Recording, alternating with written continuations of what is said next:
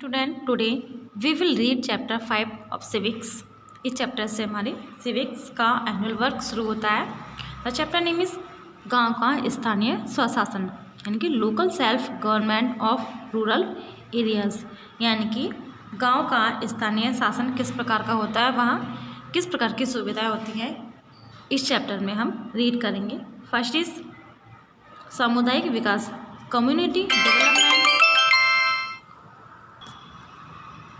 भारत सरकार ने महात्मा गांधी के सपनों को साकार करने के लिए उनके जन्मदिन 2 अक्टूबर 1952 को सामुदायिक विकास कार्यक्रम आरंभ किया। भारत सरकार ने इस कार्यक्रम के सुचारू संचालन के लिए देश में जिलों को अनेक विकास खंडों में विभाजित किया। एक विकास खंड में लगभग 100 गांव होते थे एवं एक विकास खंड में करीब 1 लाख जनसंख्या निवास करती थी। इस समय देश में लगभग 5000 विकास खंडों में सामुदायिक विकास कार्यक्रम चलाए जा रहे हैं। नेक्स्ट इज सामुदायिक विकास कार्यक्रम के लक्ष्य। Aims of the community development programme. सामुदायिक विकास कार्यक्रमों का मुख्य उद्देश्य ग्रामों को अपने आप में आत्मनिर्भर बनाना है। इस कार्यक्रम के लक्ष्य निम्नलिखित हैं। इस कार्यक्रम के लक्ष्य हैं, फर्स्ट इज गाँव की जनता को ग्रामीण विकास कार्यक्रम में शामिल करना।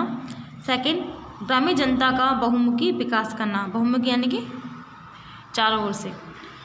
थर्ड इज ग्रामीण क्षेत्रों में कृषि उत्पादन को बढ़ावा देना। इस कार्यक्रम का मुख्य उद्देश्य ग्रामीण जनता के जीवन स्तर में सुधार लाना तथा उनका विकास करना है। ये पॉइंट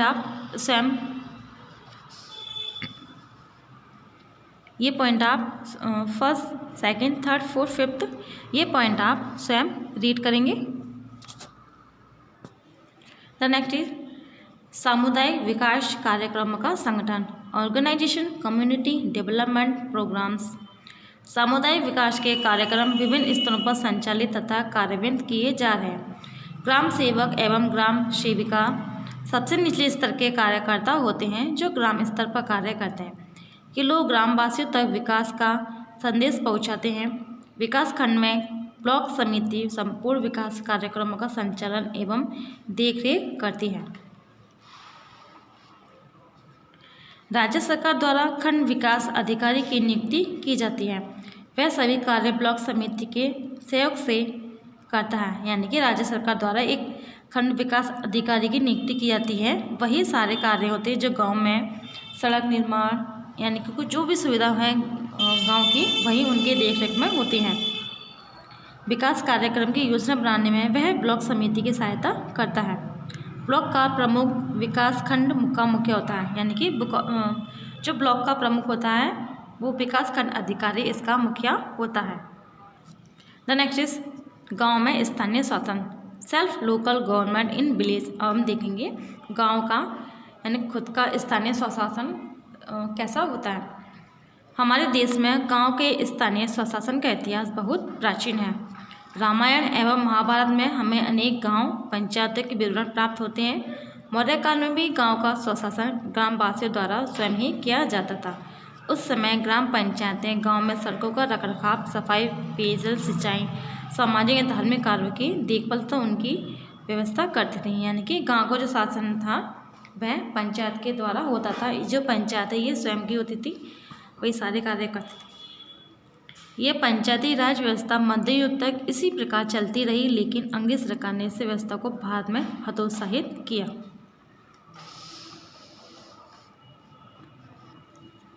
पंचायती राज व्यवस्था वर्तमान में पूर्ण रूप से संगठित है एवं इसके कार्य भी निश्चित हैं। स्थानीय स्तर पर ग्राम पंचायत स्वशासन की महत्वपूर्ण इकाई मानी जाती है। ये 3 अंगों से मिलकर बनती है। फर्स्ट है ग्राम सभा, ग्राम पंचायत एवं न्याय पंचायत। इनका विवरण नीचे दिया जा रहा है। देखिए, पहले तो हम जानेंगे कि ग्राम सभा के क्या कार्य होते हैं।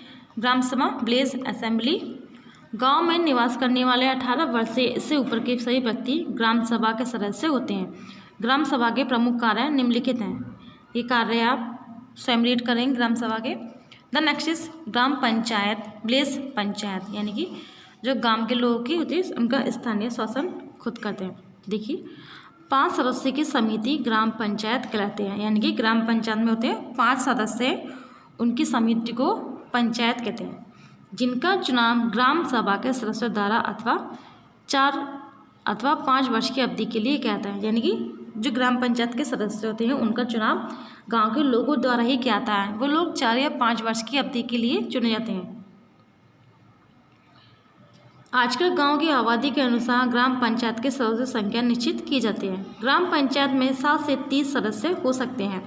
ग्राम पंचायत की सदस्य संख्या 1/3 स्थान स्त्रियों के लिए आरक्षित होते हैं, यानी ग्राम पंचायत में स्त्रियों को भी स्थान दिया गया। अनुसूचित जाति तथा अनुसूचित जनजातियों के लिए भी कुछ स्थान आरक्षित होती है। ग्राम पंचायत के कुछ प्रमुख अधिकारी निम्नलिखित हैं। फर्स्ट इज प्रधान। ग्राम पंचायत के सदस्यों में से ही ग्राम पंचायत का प्रधान का चुनाव होता है, यानी कि जो ग्राम पंचायत के सदस्य होते हैं उनमें से ही प्रधान का चुनाव होता है। पंचायत की बैठकों में प्रधान को आमंत्रित करता है एवं उसकी अध्यक्षता करता है। पंचायत के सभी क्रियाकलापों में प्रधान ही तालमेल रखता है। द नेक्स्ट इज उप प्रधान। जब पंचायत में प्रधान किसी कारणवश उपस्थित नहीं होता है तो उप प्रधान पंचायत के कार्य को देखता है।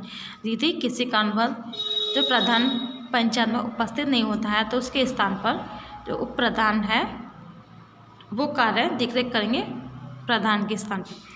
द नेक्स्ट इज पंचायत सचिव। पंचायत का सचिव मीन्स सेक्रेटरी अथवा पंचायत का एक सेवक एक सरकारी अधिकारी है। वह पंचायत का स्थायी कर्मचारी होता है और उसे राज्य द्वारा वेतन प्रदान किया जाता है। वह पंचायत संबंधी सभी अभिलेख, आय तथा व्यय का ब्यौरा आदि रखता है और पंचायत द्वारा किए गए कार्य का संपूर्ण विवरण तैयार करता है। द नेक्स्ट इज पंचायत के कार्य। अब देखिए पंचायत के क्या क्या कार्य थे। गांव में आवश्यक सुविधा उपलब्ध कराने तथा उनकी देखभाल के लिए ग्राम पंचायत उत्तरदायी होती है। ये कार्य 2 प्रकार के होते हैं, अनिवार्य कार्य तथा ऐच्छिक कार्य। अनिवार्य कार्य यानी कि ये कार्य ग्राम पंचायत को करने हैं तो करने हैं, और ऐच्छिक कार्य जो अपनी इच्छा के अनुसार करते हैं। तो सबसे पहले इसमें अनिवार्य कार्य है हमारा। फर्स्ट इज जन्म मृत्यु संबंधी अभिलेख रखना। इसके बाद ये जो आप 2nd, 3rd, 4th, 5th 6 point हैं, इसके अनिवार्य कार्य आप सेपरेट करेंगे। अब हम पढ़ेंगे ऐच्छिक कार्य, यानी कि जो अपनी उनकी इच्छा के अनुसार कर सकते हैं। फर्स्ट बचनालय पुस्तकालय की व्यवस्था करना। 2nd ग्रामीण खेलों, कुश्ती और मनोरंजन के अन्य कार्यक्रमों का समय समय पर आयोजन करना। उत्तम उर्वरकों की आपूर्ति को निश्चित करना। ग्रामीण मेलों का आयोजन करना। पशु चिकित्सालय का प्रबंध करना। गाँव के बाजार तथा हाट का प्रबंध करना। माता एवं शिशु केंद्र तथा अस्पताल के उचित प्रबंध करना। ये इनके अच्छे कार्य हैं। द नेक्स्ट इज ग्राम पंचायत के आय के साधन। Source of income of village panchayat. ग्राम पंचायत को गांव के विकास एवं जन कल्याण कार्यों के लिए धन की जरूरत होती है।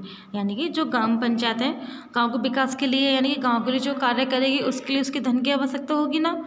अब उस यहाँ पर कुछ ऐसे साधन हैं जिससे ग्राम पंचायत को आय प्राप्त होती है।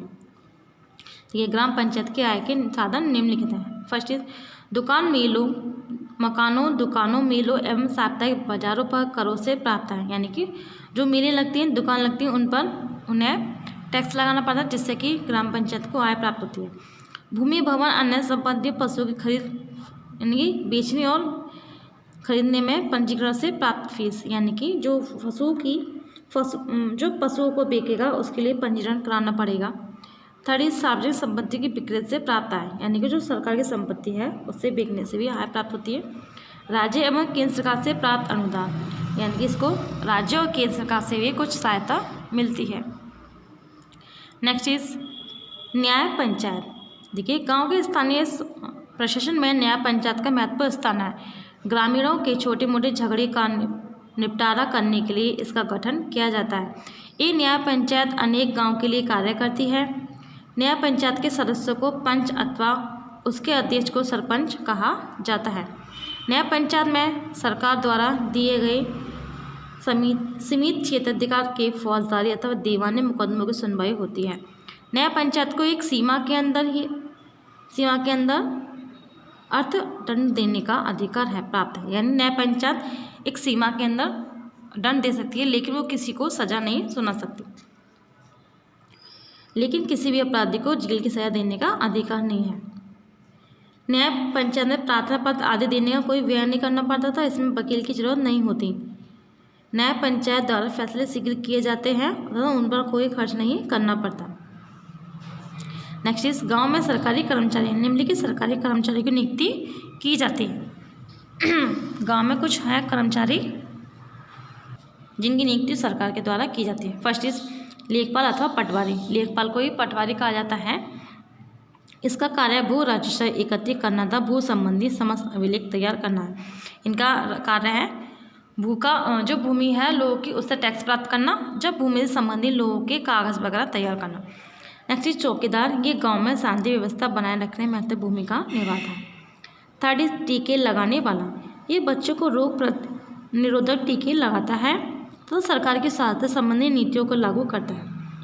उपयुक्त सभी कर्मचारी पंचायत का अंग नहीं होते, लेकिन यदि वे ये अपना अपना कार्य सही प्रकार से नहीं करते हैं तो पंचायत इनकी शिकायत सरकार से कर सकते हैं। यानी कि सरकार अगर ये जो है कर्मचारी ये कार्य ठीक प्रकार से नहीं करते हैं तो पंचायत इनकी शिकायत सरकार से कर सकती है।